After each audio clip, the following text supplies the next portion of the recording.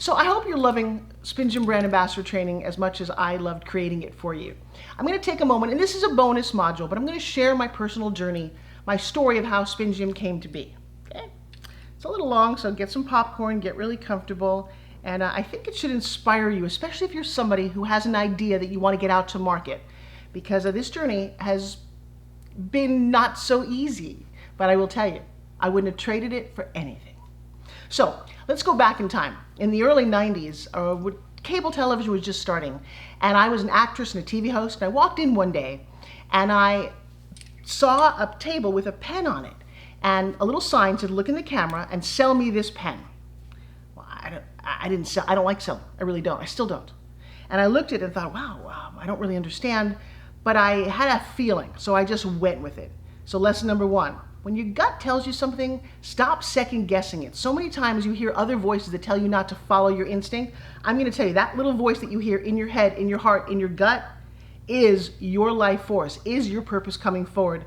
Follow it. And you may not know where it's going to go, but I will tell you what, the ride is always worth it. So I looked at the pen, looked at the camera, and said, okay, well, you know, my mom, when I was in college, used to write me these longhand notes, and she'd write them in purple ink, and I kept them like a stack, like 2.5 inches thick. And I realized that a pen like this could reach out and touch somebody's heart. Well, Jake of Body by Jake comes out from behind the camera and says, "You're going to make me a lot of money." And I actually grabbed my face like that. I didn't know what that would mean. What it meant was the launch of selling fitness products on TV, and I was there at the forefront when it happened. We created a network called Fit TV. For 5 years, everybody who had any fitness or wellness or beauty product came on our network, and I wrote the pitch for it. And I would do the pitch directly to camera. I had 12 minutes, and I'm going to show you a little bit of it, right? There you go. Archive television, right? So for 5 years, 1,500 different products were out there, you know, pitching and talking about it and learning everything from a bread maker to a slam man to everything that had a resistance band to it. I saw it all. I met the inventors. I met lots of famous people that way. Jake would eventually sell that network to Fox for $500 million. I know, crazy, right? Now, during that time, what I got out of it was infomercials were just starting. In fact, I did the first 35 infomercials that were ever made. And I'll show you a couple of those. It's kind of fun to watch. But I grew up in this industry about knowing how to market products, how to seeing the benefits, not the features. I mean, it's only so important that this thing has rings or string, but no, it's like how it makes you feel. Well, at that time, I was a gun for hire. Home shopping had just started, and I went on with a couple of products. I had a massive success with an elliptical product called an Orbitrek, and then I was going over to London, and I'm selling everyone else's products. During that time, people like Tony Little were happening, and Denise Austin, and Jane Fonda, and Suzanne Summers. I personally didn't think that my name or whoever I was mattered that much to put my name on a product, and I didn't. I stood next to all these guys. The biggest one, I know you've seen it, was I stood next to Jack LaLanne for 8 years of his life. Now, I didn't just stand there. I wrote the pitches, I helped produce shows, I was very, very instrumental in all that, but it was somebody else's name. And that was okay for quite a long time. I made a lot of money, I made a lot of friends, I was on TV all the time. But then something changed, where enough people said, "Forbes, how come you don't have your own program?" And I went through this, I would call it an epiphany, where I stepped into who I am. And I'm sure this is life lesson number 2 for you. Don't let the voices in your head or the trauma in your past hold you back from owning your future. Yeah, this was a big lesson for me. And as a side note, I now teach this. I teach a thing called Forbes Factor Live, where I help people break through, because for me, I mean, I struggled for so many years with this whole self-esteem issue. What you see now and who I am was not who I was back then, okay? But then fun things happened. Home shopping was just taking off. Infomercials was, oh my gosh, so everything was kind of booming. I was also an actress. I was a TV host. I helped create the X Games for ESPN. Yeah, oh, take a look at this. Seriously cool, right? Where were you in 1995? That's me and Stuart Scott. And I have to tell you, that's one of the absolute highlights of my life. Lesson number 3 is I was completely unqualified for that job. No, seriously, I know nothing about sports. But they had come to film a little stand-up comedy thing that I was doing at ski resorts. And one thing led to another, and there I am. X Games, Stuart Scott, we made history. In fact, a little side note that most people don't know is that Mark Burnett, the guy who created Survivor, was also there in Fort Adams, Providence, Rhode Island in 1995. His part of the X Games was called the Eco Challenge. Little bit of trivia. But I still wanted to be an actress, and I wasn't really focused on the whole fitness world, even though my day job was to go on Home Shopping, and we sold millions. I don't even think I realized how successful we really were. And it just kept snowballing and snowballing. Then I had two little beautiful babies, born in 2002. But I'll backtrack a little bit because I lost both my parents when I was 40 years old, and I would say that's the biggest stumbling block that set me on a kind of a spiral for about 3 years. I don't know what happened during those 3 years. Actually, I do. I broke my knee, and that took a year of rehab. 9/11 happened, and I lost 9 firemen friends that I went to high school with, like that when the second building came down. My brother-in-law narrowly escaped, and it was all very traumatic. So between losing my parents and that, I was in my 40s, early 40s, and I was like, wow, what am I gonna do? That's lesson number 4. What are you gonna do? You say, I don't know. Guess what? None of us know. But you got to keep moving one step and one foot in front of the other. If you want to keep going, you don't have to. I did. I had a real desire to keep going. And I got pregnant, and I had these 2 beautiful, beautiful little babies. And the career was, kind of moving and grooving. And then I hit another roadblock. I helped raise a young man named Dexter Rideout from the time he was 8 years old till the time he was 20. And 6 months after my twins were born, Dexter, on a Sunday in July, was walking from a haircut to church, wearing the wrong color in the wrong neighborhood. He lived in South Central Los Angeles. And a kid who didn't have a mentor walked up to him and shot my little boy 10 times in the back and left him for dead on the sidewalk.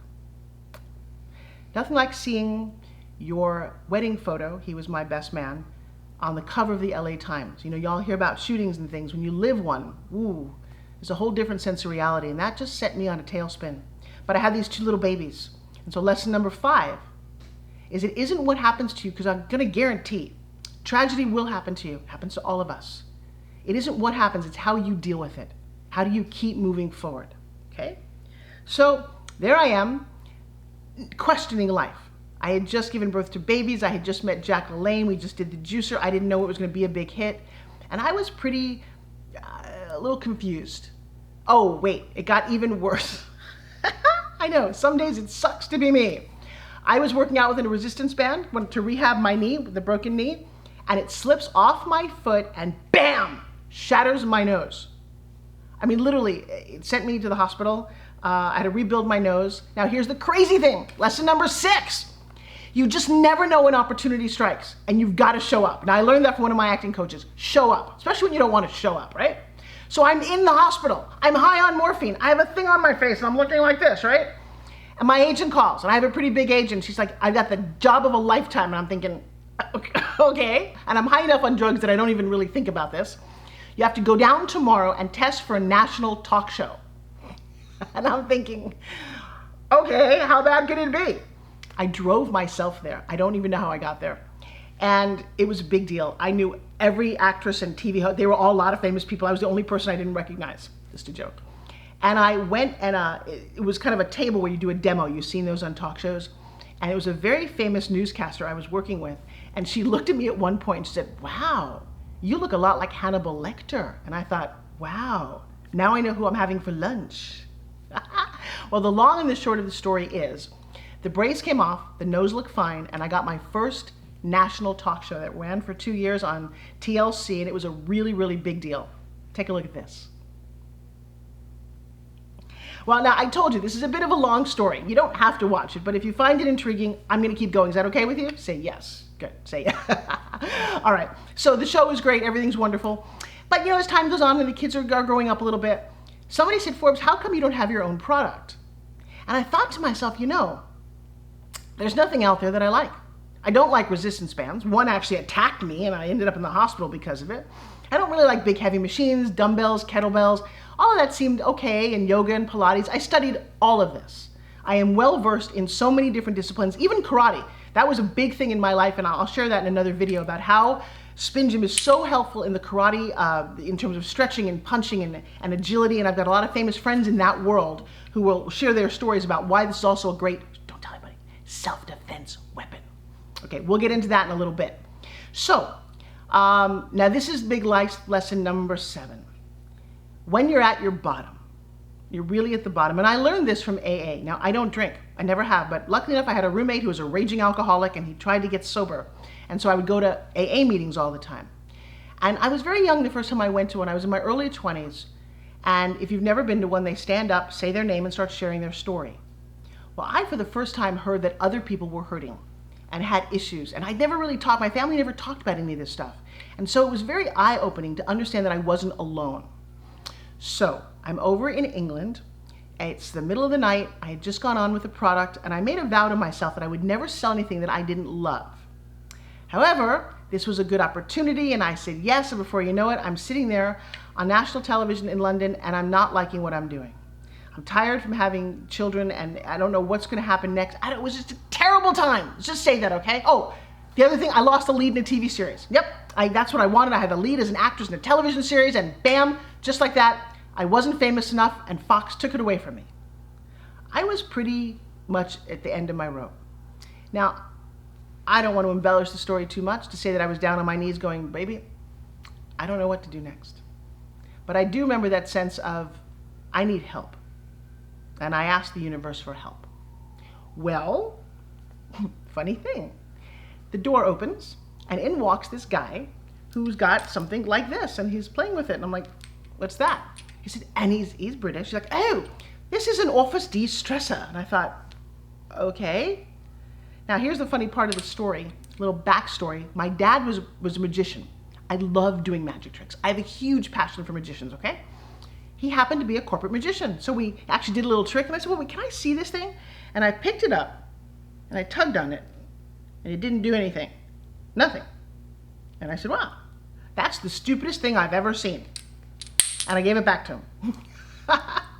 So, as a brand ambassador, lesson number 8, if somebody says it's stupid, you just didn't show it to them right. Trust me. If it doesn't do anything, it could be considered kind of stupid, right? Well, he goes on home shopping in London. I'm the only one in the dressing room watching, and he sells 1,000 of them. And I thought, I'm not sure what I just saw. He comes back in the dressing room, it's just him and I said, can you show me what this is? And they said, well, you put your hands together like this, you wind it up.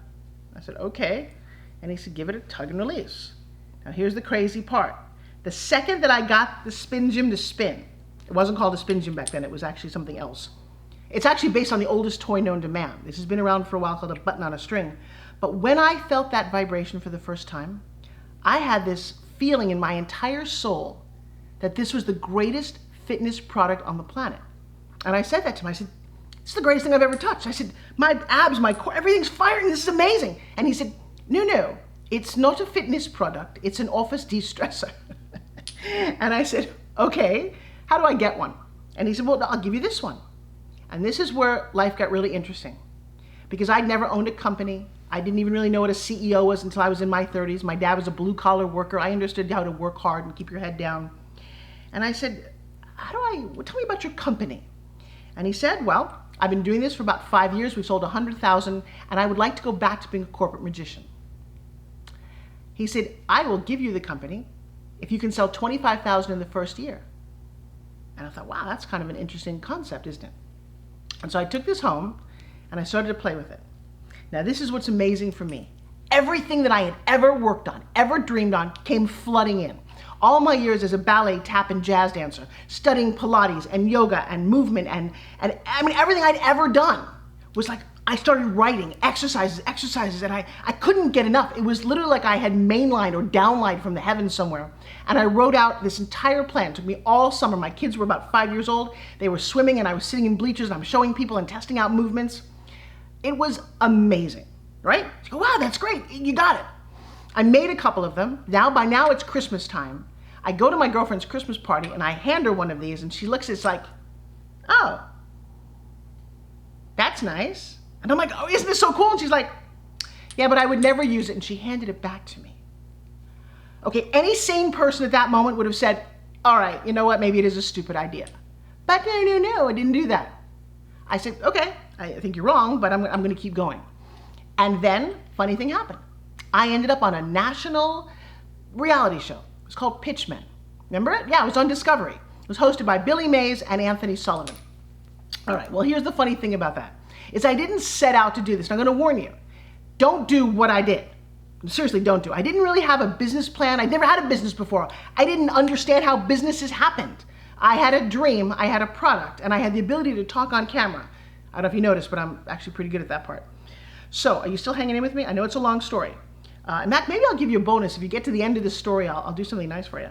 So, I've written all these things out. I gave it a name, I call it a SpinGym, and I'm like, okay, now what? Well, now remember, this is about 12 years ago. The internet wasn't booming as the way it is now. There wasn't everybody and his brother starting a business, being an entrepreneur, giving you business plans. I didn't know any of that. So all I did was, I have this art of manifestation. We call it Forbesing it. Where if you truly dream something, you believe it, you talk about it, you can achieve it. Now, I know that sounds crazy, but I have Forbesed a lot in my life, and so have many of my students.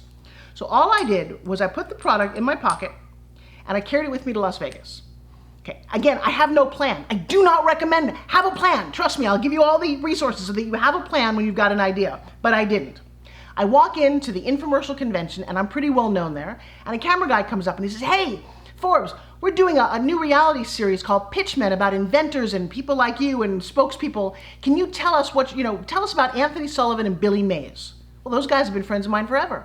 So we start chit-chatting, and now here's the question that changed my life.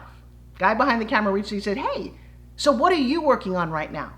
And I thought, oh, this is seriously no plan. I reached in my pocket and I said, well, I've got a SpinGym. I'm working on this. And he said, oh, that's so cool. Anthony Sullivan would love that. And I'm thinking in my mind, no, Anthony Sullivan sells mops on television. He said, no, you gotta come. This new show is gonna be great. Well, I want you to watch this clip because this is exactly how SpinGym started. Okay, so really cool to be on television, right? We spent 5 months. Now, it was the best and the worst of times. Lesson number 10, life is the best and worst of times at all times. Great things happen, bad things happen. Remember I said, it's not what happens, it's how you handle it. So, as you saw in that clip, they were all excited, right? It was so cool.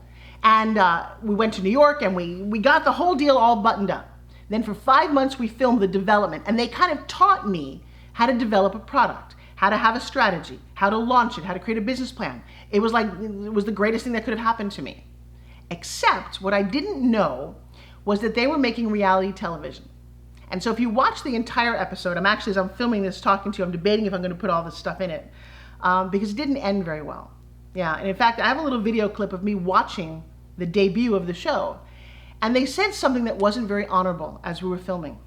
Yeah, so the guy that I'd licensed it from back in London said, just make sure you don't sell your SpinGym for any less than $29.99.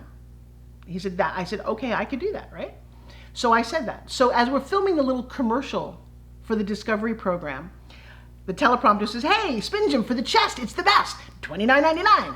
SpinGym for the best, $19.99. I'm like, I don't know if I can say that. They said, no, Forbes, it's okay, we'll only use it if we have to. And then it popped up, SpinGym, $9.99. And I said, whoa, stop. I'm never gonna say that doesn't, it cost me that much to make a SpinGym. Why would I sell it for that? And they said, now, they knew this moment was coming. And this is my little behind the scenes between you and I. This is not very public knowledge. But they kind of set me up. They then take out a plastic version, like a toy, that I'd never seen before of a SpinGym and said, well, you could sell this. And I thought, I'm never gonna put my name, and I said this, on a sorry, I got very excited about this. I'm never gonna put my name on a piece of cheap plastic crap that sells for $9.99. Well, I didn't actually say that. What I said was that I would never sell a SpinGym for $9.99, but they edited it so that people watching it heard that I would never sell anything for $9.99. Wow, that wasn't true. But when I'm watching it, and I think you can see my face, I was a little stunned that that's what the audience heard. They heard a couple of other things that I didn't quite say because they took a lot of what I said out of context. It was very, very hurtful to watch this program. I had my expectations so high. That night, my heart was crushed, stepped on, and kind of like a cigarette butt just ground into the ground. Next morning I wake up. My partner turns to me and says, so, what are you gonna do now? I thought about it. I said, I'm gonna sell SpinGyms. And he said, well, no one thinks it's gonna work. And I said, they're wrong. He said, they can't all be wrong. And I said, but they are. They are all wrong. They don't understand. I didn't say this was the greatest fitness product for no reason. I have now sold 1,500 products on television. This is what I do for a living. I'd already been inducted into the National Fitness Hall of Fame, and damn it, this thing is amazing. Well, I'll tell you what. If you've got enough nerve to say those things, you got to put your chips in and put your money where your mouth is. I didn't have money to make SpinGyms. I didn't have money at all, but I did own a house. I mortgaged my house. I mortgaged my kids' education. They were young. And I literally pushed all my chips in with a belief that this was the greatest fitness product ever, and I was the one to bring it to market. I may have to do a part 2 to this story, but all I can tell you is we launched on home shopping. I sold 5,500 in the first 17 minutes. It blew out of the water. I ended up on E! Entertainment and Forbes magazine. All of a sudden, all the hard work and all the things and all the strategy actually started to pay off, and it hit like a snowball. I'll give you a couple of highlights. On home shopping, in one day, 24 hours, I sold 61,000 of them. That means little SpinGym and I grossed $1.2 million in 24 hours. Now you tell me, should I continue? Yeah, well, I will tell you. There's a lot of great stories that came out of my love for this product. I'm just gonna leave you with this at the moment. I gave you 10 really cool lessons. They are life lessons, they are business lessons, and if you are somebody who's got a dream, number one, make sure you do your research. Yeah, make sure that nothing else is too similar in the market, that someone else isn't already doing it. Number 3, make sure that you get it patented, trademarked, copyrighted. Those things are very, very, very important. Number 4, don't let people squish your dream, because they will. People around you who don't think that you can do it will tell you, oh, who do you think you are? Oh. Let me tell you something. Surround yourself with people who will uplift you. Find a mentor who will promote and give you advice and help you leapfrog some of the things. That's why I'm doing some of the videos that I do. That's why I teach business and marketing, because I don't want anyone to suffer as long and as hard as I did. So SpinGym has a very happy ending. That's why you and I are talking. And I may do a little part 2, but right now I think you've had enough of the history of Forbes Riley and SpinGym. Thanks so much for watching.